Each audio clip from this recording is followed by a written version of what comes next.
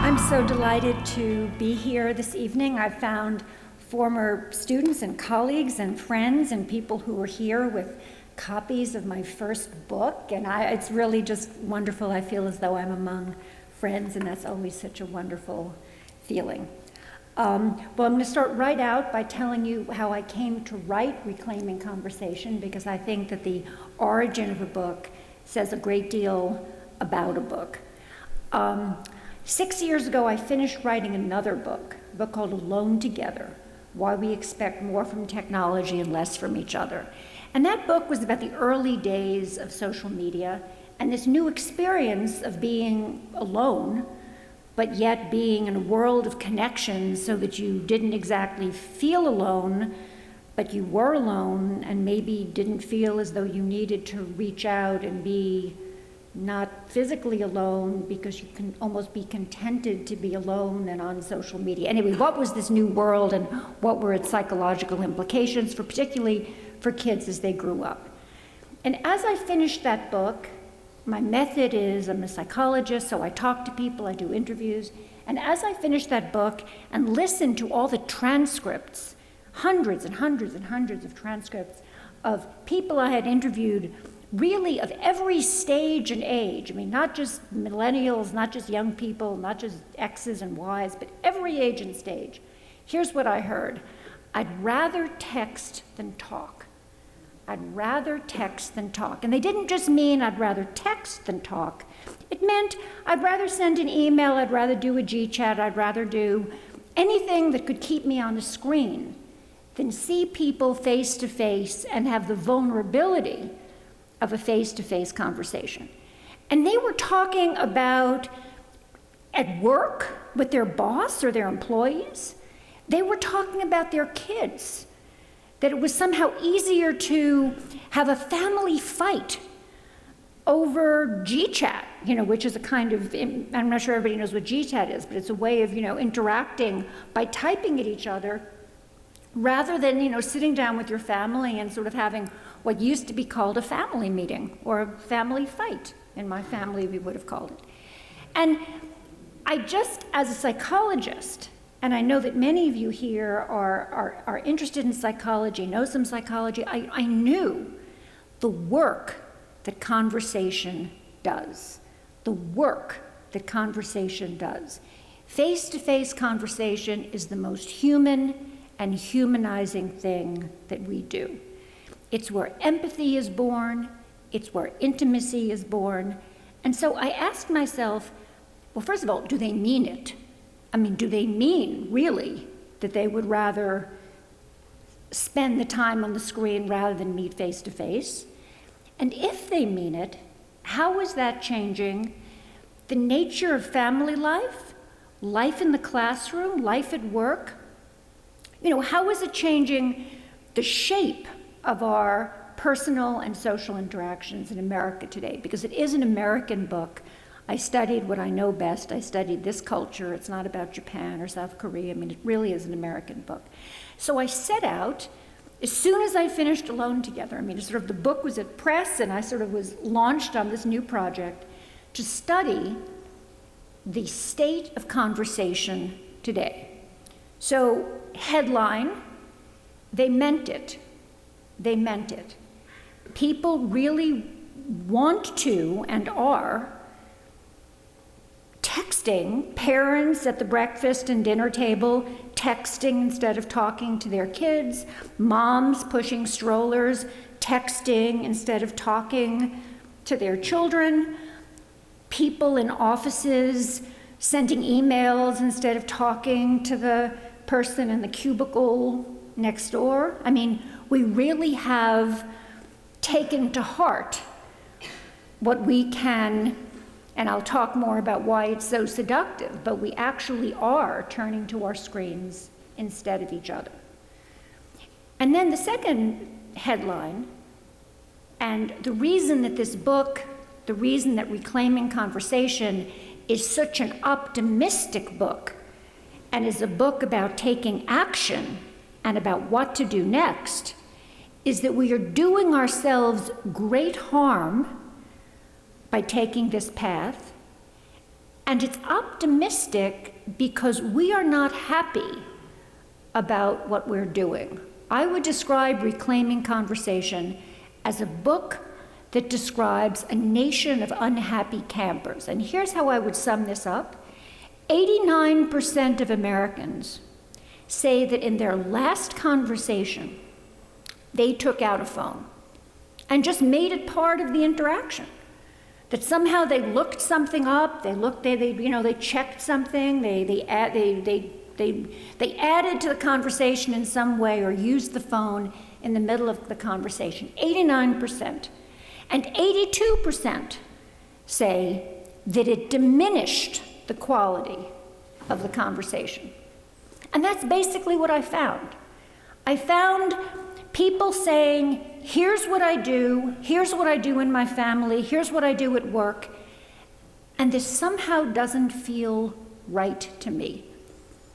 And so that's why I feel, when people say things to me like, the horse is out of the barn, we're sort of on a path that we can't turn back from, we all are addicted to our phones, I think not so fast, because people are involved in doing something, and I've done really hundreds and hundreds of interviews in so many stages and ages and walks of life. People are not in a stable place with their new ways of living with this phone. So it's a little bit like, when people say, well, we've gotten into these ways of doing things, when people say, oh, well, look how, it's like reading, we've gotten into, people reading changed the way we do things, and we don't sort of, we don't give up books. And I say, books are a great example, because it's never the case that I would turn to you and say, this is a great conversation, but just hold it for a second. I just want to turn to my book for a second and get in 2 paragraphs of Madame Bovary, but hold the thought. We developed ways of being with books, of very seductive and very interesting and compelling media that kind of makes sense. We go to our books and we don't interfere with our relationships with each other to go to our books. And that's what's missing now in our relationships with our phones, is that we became sort of seduced by them because they are so compelling, but we haven't figured out that it's not okay to just stop in the middle of a conversation, put someone on pause, and go to our phone in the middle of that interaction. Because one of the most important studies that really set the tone for my work is a simple study that shows that if you sit down with a friend at lunch and you put a phone on the table, 2 things will happen. The quality of the conversation will diminish because you will start to talk about things where you sort of wouldn't mind being interrupted, which kind of makes sense, because in the back of your mind, even if you're not thinking about it consciously, you know that at any moment you could be interrupted. Even a silent phone, this is the phone turned off in this study, even a silent phone disconnects us. And then the second thing that happens, which is even more, I think, dramatic, is that your feeling of connection to the person you're having lunch with diminishes. Your feeling of empathic connection, your feeling that you can put yourself in but empathy just means you can put yourself in the place of the other, and the other can put themselves in your place, also diminishes. So even a silent phone has the capacity to silence us. So let me just begin with this as prologue, with a couple of stories that illustrate both this silencing effect and also the tremendous ambivalence that people feel as they enter into this age. And then I'll try to talk about, some things that we can do, sort of, logical first steps, because I think we're looking for first steps. I don't think we're looking for solutions. To really start, I think of it as a consumer movement to begin to be in a more sensible relationship with these phones. I like to say that my work is not at all anti-technology. I'm from MIT. I love my iPhone. I love my iPad. I mean, I'm a writer. I think that computers are the near perfect writing instrument. My work is not anti-technology. It is pro-conversation. What has to happen is people understanding how important conversation is, face-to-face conversation with real other people, to everything about the fabric of human life, and making sure we have a way to live with technology that leaves space for conversation. So let me just start with the first anecdote, because it's very, very much on my mind. I was recently interviewed, and because the launch date of this new product was yesterday, a product called Hello Barbie. And how many people have heard about Hello Barbie? A few mothers. Has anybody bought Hello Barbie? We're going to shun you. No. So I was interviewed by the New York Times for a new product called Hello Barbie. Hello Barbie is a doll. I mean, I'm going to make you ashamed to admit that you bought it. So buy it, and you bought it? Yeah, okay, so. Anyway, so, but I'm going to buy it and just try it out and hate it and write articles about it. And, it's a Barbie doll that comes out of the box and basically says, hi, you're Sherry. I hear you don't like your sister. I don't like mine either. Let's talk about how you don't like your sister. In other words, it's programmed with a little bit of information about you and encourages you to feel as though you can confide in it and can do just enough to give you this feeling of pretend empathy. And Hello Barbie doesn't stand alone. Hello Barbie is part of a family of technologies that I've been studying for years. They're called sociable robots.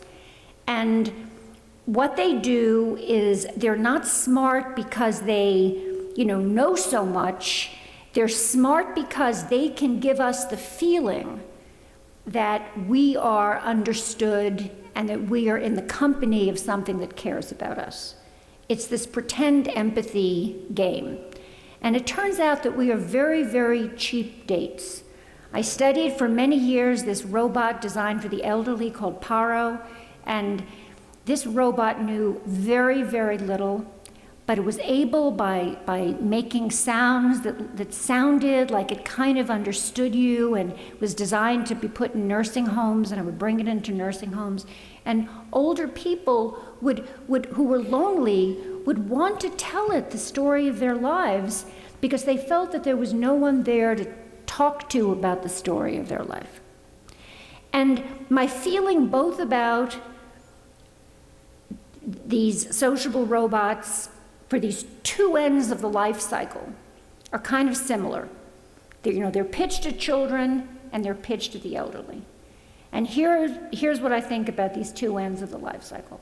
In both cases, we're not thinking straight about what conversation does. Conversation is not venting. Conversation is not having something there that you can vent to, that you can fantasize, about, it will list, that you can just talk to. Conversation is about someone listening to you who has known the arc of a human life and has some understanding of the meaning of what you're saying. And if children don't have that, they can't learn empathy, which is the most important thing that we need to teach them, is to be heard and to understand what it is to be heard and to have that experience. That's the most important developmental experience. And for an older person, it seems to me that the compact we have with all of us as we get older is that we will listen to each other. And in all of the excitement of my colleagues at MIT to build robots that older people will talk to they keep saying, will the older people talk to these robots? Will they talk to these robots? The point is, who's there to listen? That these robots can't do any listening. So what's the big deal about you can get an older person to talk to these robots? There's nobody there who's listening. So again, we have to think about, what is conversation for? Conversation is there to build the self. It's there to build the empathic connections between people. It can't be created by creating a sort of fake pretense of a machine that really can't understand, and a person who's just kind of venting with no understanding at the other end. And I'm very worried about these products because they seem kind of like, oh, I can get I interview mothers who say, oh, it's exciting, I can get my 10-year-old to talk to Siri, and this will be even better. And I have a long section in Reclaiming Conversation about 10-year-olds who talk to Siri and what's really going on. And the most important thing, and so in this particular case, this 10-year-old who talks to Siri, which is the conversational agent on Apple's iPhone, the mother is so happy that the girl talks to Siri because Siri is like forgiving, and the girl will say things to Siri, kind of angry things, and she won't talk to her parents that way because she wants to seem like the perfect child. But the most important thing for a parent to communicate to a child from the earliest ages is that if that child feels anger, disappointment, rage, they can express that, and that the parent will not disappear or go away or abandon them, but will be there. And by saying, talk to the robot, you are giving them exactly the wrong message. So it's not just that you're saying, I'm stressing this, maybe to the point that, you want me to move on to the next point, but I'm really staying on this robot thing because there's so much to learn from it. Because you are sending exactly the wrong message when you say, go vent to Siri. You're saying, somehow I can't take that anger, those real feelings. Go talk to the robot. Whereas your child needs to hear that you can hear those feelings, you can be in that conversation, and that you know what a human conversation is. Well, let me move on to the robot, to another story that makes a similar point about how we're doing something, making ways of life and ways of family life that are profoundly not in our best interest and the best interest of our children. And this is a story of a father who has a 2-year-old daughter, and he has an 11-year-old daughter.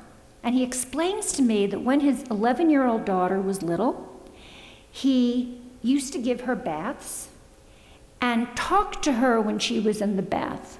This is a father who's about 40 now. And he explains to me that those conversations, that playing with her in the bathtub, the kind of reverie of he called them her little guys, her little Beauty and the Beast characters, her little things that she played with in the bath, and making up stories and asking her about her day, that these conversations, he knows, were the building blocks of the relationship that they have, and he can even recognize them as the building blocks of the person she became. And now he has a 2-year-old daughter. And when he gives her a bath, he tells me, he puts the water in and he makes sure it's not too high so she's safe. And he puts down the toilet seat and he sits on the toilet seat and he does his email on his iPhone. And he says, I know this isn't right. I'm not talking to my daughter. I'm completely absorbed in my email. But I just can't, that's just how it is for me now. This is what I do. And again, the question is, what has to happen for this man who feels so ill at ease in how he is with his daughter to say, I'm I'm going to change this. I'm going to do something differently. It reminds me of a man I interviewed who goes on a field trip with his daughter, with her school, because he wants to be closer to her. It's a divorced dad, and he feels that he's not spending enough time in conversation with her. And so he goes on this field trip with her, and he spends the entire time taking pictures of her and the trip and the bus and all the other kids and posting them to Facebook. And finally, after an hour on the bus, she kind of tugs at his sleeve and says, "Daddy, talk to me." And he hasn't said a word to her during the field trip. He's been basically using the field trip as an opportunity to be on social media with his daughter. And it's very similar to a story actually of a camp story, where a young girl tells me that her father comes to visit her at a sleepaway camp. And she misses him, and she misses him, and she can't wait to see him. And when he comes, she says to him, he takes out, it's parents' night, and he takes her out to dinner on parents' night, and she says to him, "Daddy," and he takes out his iPhone to show her, to kind of make the conversation better. And he takes out his iPhone, and she says, "Daddy, please," and he's trying to show her, I think, who like Woody Allen's cinematographer was or something, like to make the conversation more interesting. And she says, "Daddy, please stop Googling. I just want to talk to you." You know, all of these examples of parents who are losing the thread of really what their children want, which is face-to-face conversation with them, and are getting involved in a technology that's taking them away from this very, very simple thing that their children offer. So my final story is, my final little vignette before I make my larger point, is something I call the 7-minute rule, and this has to do with boredom. And one of the big themes in reclaiming conversation is our growing intolerance for a moment of being alone and for a moment of boredom, and how important solitude is. My book on conversation begins with chapters on solitude. And one of the striking findings in the chapters on solitude is how we won't allow ourselves just to be alone. There's a study that shows that after 6 minutes of asking a college student to just sit alone in a chair without an iPhone or a book, students will self-administer electroshocks rather than just sit quietly with their thoughts, because we are so used to going to a screen. We are so intolerant of solitude.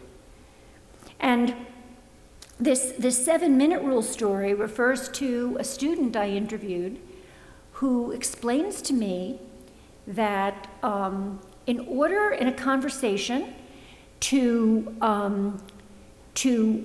know if the conversation is going to be interesting, you have to let 7 minutes pass. Because it's only after 7 minutes that you can sort of, you kind of sense their body in the room, you get used to their tone of their voice, you feel comfortable, and then you're ready to sort of let the next thing happen. And she says, "I know this. You need to let 7 minutes pass in a conversation in order to know if it's a good conversation, if something's going to happen in that conversation." And I thought, this woman is so wise. And then she says, "And I'm not willing to do that. Before those 7 minutes pass, if there's a lull, I go to my phone. I can't let 7 minutes pass without going to my phone. I can't let 2 minutes pass that aren't a steady stream of exciting stuff before I go to my phone." So she knows about the 7-minute rule. The conversation isn't like a steady stream or the crawl underneath, a CNN news story, but she's not able to do that for herself. But we know as people, we know that it's really in moments of silence, or when we hesitate, or when we stumble, or when we search for our words, that we reveal ourselves to each other. that's what conversation is. It's allowing for these moments that the people I interview call lulls and feel that they need to escape. You know, it's in those moments of lull that we learn about each other. And that is also something that being able to immediately go to a phone is taking away from us. Boredom, a moment of boredom is not boring from your brain. Your brain is not bored when you are bored. Your brain in a moment of boredom is actually laying down what's called the default mode network, which is your brain's stable sense of its autobiographical past. Your brain is actually making the most essential neurophysiological connections when you're having these experiences of mind wandering. And mind wandering in moments of boredom is not the same thing as Google searching or wandering on the internet. And so many of the people who I spoke to now think of mind wandering and boredom and reverie and Google searching as the same thing, and they are not. So the biggest favor you can do for yourself and for your children is to walk towards boredom. Allow yourself that experience. So the good news, the optimistic news, I mean, essentially the story here is that there's a crisis in empathy, that what all of this adds up to, what this flight from conversation, and someone is what you're watching my time, right? That there's a crisis in empathy. And what this crisis in empathy means is that we are losing the capacity to put ourselves in the place of the other. In the past 20 years, there has been a 40% decline in all the ways that we know how to measure empathy among college students. That is a striking number. And the person with most of the decline happening in the past 10 years, which is why the researchers link it to our relationship with technology. And the researcher, the very brilliant Sarah Conrath, who did that study, after she finished that study, she was very depressed. And the next thing she turned to work on was to develop empathy apps for the iPhone. And I spent time with her, and I said, why?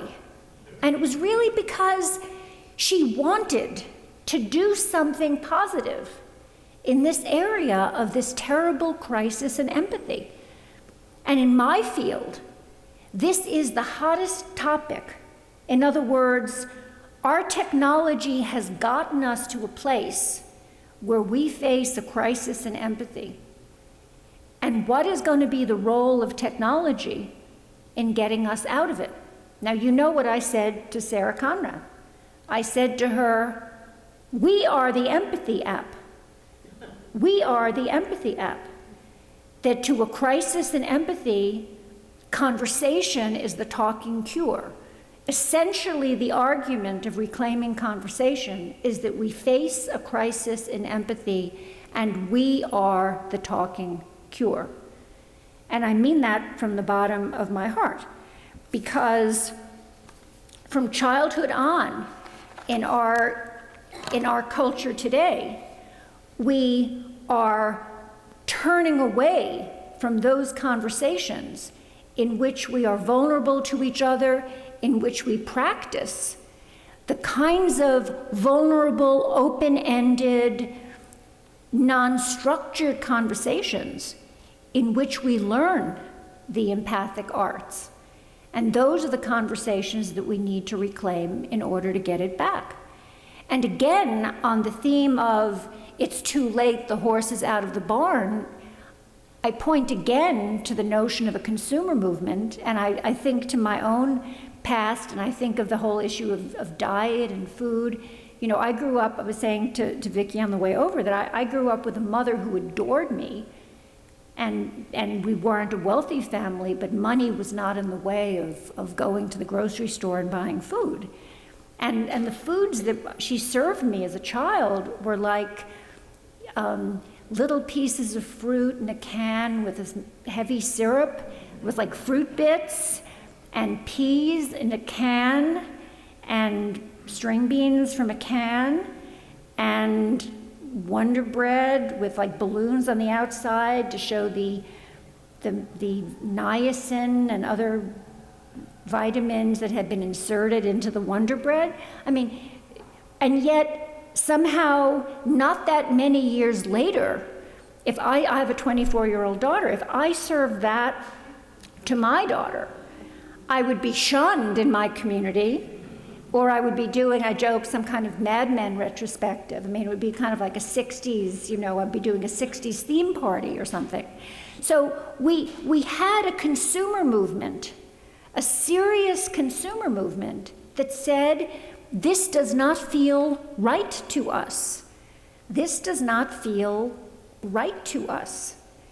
And to the study of the decline in empathy, the 40% decline in empathy, there is extraordinarily good news that in only 5 days at a summer camp without phones, those empathy statistics, those empathy numbers come right back up.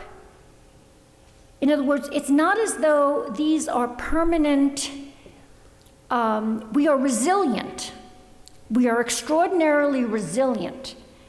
We can do ourselves a lot of damage in early childhood because that's when the brain, is at its most plastic, but the brain remains plastic.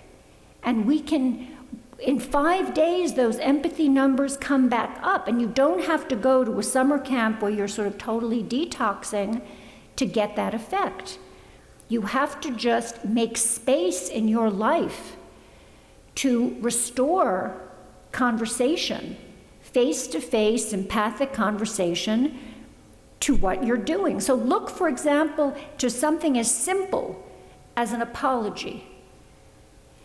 If you apologize or let your children apologize by typing, "I'm sorry," and hitting send, here's what they're missing. They're missing the experience, and I'm just choosing you not because you've done anything wrong, but they're missing the experience of you're seeing that I'm looking unhappy for what I did, and my seeing that you see me looking distressed, and then my seeing that you're softening, and I have an opening to do something different with you. Now, that whole dance, who cares about the "I'm sorry," right? But that whole dance of you're seeing how I'm feeling, my being able to put myself in your place, reading. My grandmother used to say, don't apologize if you're not contrite enough. It's not going to work. Being able to see those moments, that reading of another person, that's how empathy is born. So you have to do a couple of things to restore, as Vicki said, the balance in your family. First thing, make space for conversation that are dedicated to conversation. I'm not big on, going away and having a complete detox. I think that we have to accept that our phones are part of our lives, just like books are part of our lives, and we have great social mores for how we deal with our books. Like I tried to show, we don't interfere with each other by putting our books in front of our faces. So the kitchen, the dining room, the car is ground zero in the fight to reclaim conversation. The car, you tell your children, I'm not texting in the car because I'm Jewish, but I was about to cross myself. It's just like, you're not texting in the car. So don't text in the car. That's not the time for anyone to be doing digital stuff in the car. But you explain that it's very important to you to talk to your kids, and the car is a perfect place because you're free, and that's a family value. Kitchen, the same thing. Food preparation, the same thing. Dining room, the same thing. At work, the same thing. There need to be spaces for conversation. I studied one company that had done everything right to make spaces for conversation. But they had also created a culture in the company where people felt they needed to be on email all the time because that's how you showed devotion to the company. That's not going to work. So that to make space for conversation in your workplace, you need to not just, put cappuccino machines around and micro kitchens around. You have to make everybody know that they don't need to be on their email 24/7 because it's okay to take time off to talk. Second thing, solitude. And this is maybe the point on which I'll end, because I think that the professor in me wants to say that if there's one thing you take away, I think I want it to be this point, is the relationship between solitude and conversation. People are often saying to me, okay, I think I get it. Turkle wants us to turn off our phones when we're together. Okay. But why does she care if I have my phone on all the time when I'm alone? Like, what's that her business? I mean, what's the harm in that? Why does she care about solitude? And it really is because the capacity for solitude, which children learn, it's paradoxical, but it's true. They learn solitude by being with a calm, quiet adult, peacefully, and then gradually they learn that they can sort of be alone peacefully. But the capacity for solitude is the basis for the capacity for relationship in the following sense, that if you don't feel that you can be quiet with yourself, you can't listen to another person and really hear them, because you're like looking to them to tell you what you need them to hear, what you need to hear. So to hear another person and really hear their truth, who they really are, who they are, you need to be okay with yourself. And we know that when we're with people who don't have that capacity to be okay with themselves, we shun those people. We don't like being around those people. That it's the capacity to be with yourself, peaceful with yourself, that gives you the capacity for mature relationship with another person. So just to end with that, don't let your phone, and that's why you can't turn to your phone whenever you feel that moment of boredom, that moment of lull. Walk toward that moment of boredom, accept it, it's part of being a person. And again, I really think that it's when we accept these moments of silence and stumbling and boredom and hesitation and not seeing life as a continual feed on our phones that we learn about ourselves and learn to appreciate each other. Thank you very much.